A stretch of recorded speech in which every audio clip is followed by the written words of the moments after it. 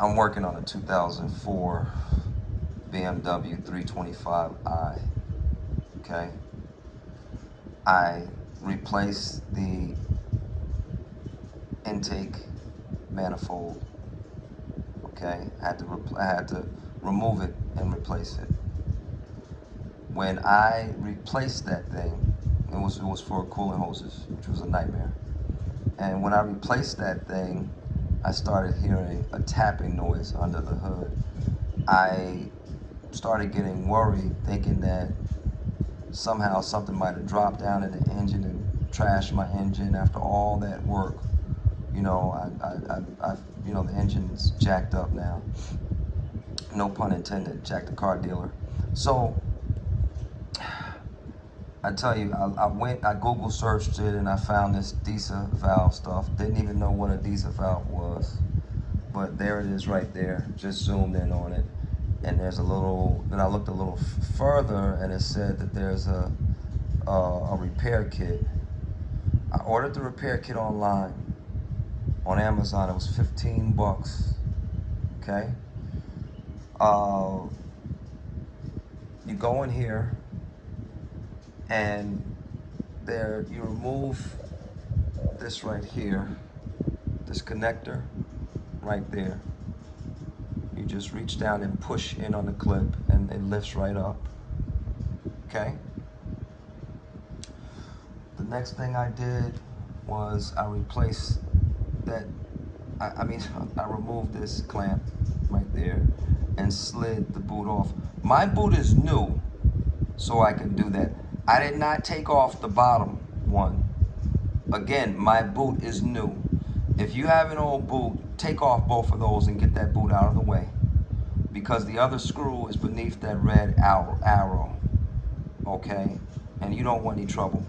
So that's why they say take the boots off, because you have to remove the bottom screw underneath there. There are only 2 screws, and this thing slides right out, okay?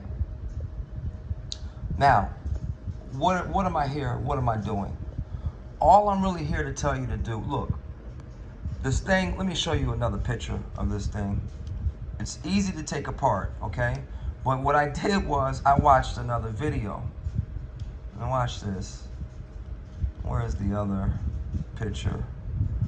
You take this, you pull it out, and you take that piece off right there. See that little area? Just get a flathead screwdriver. I don't have a pointer. Get a little flathead screwdriver.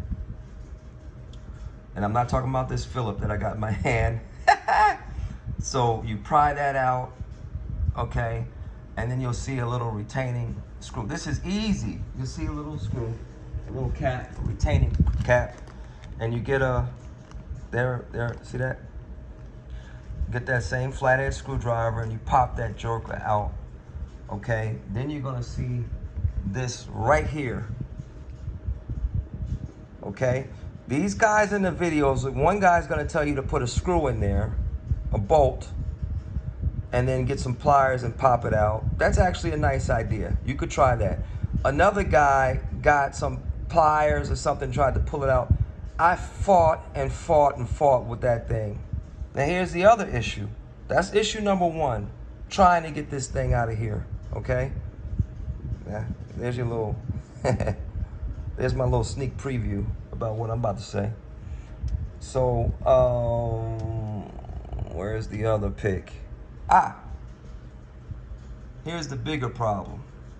Right up at the very tippity top, there's a little retaining.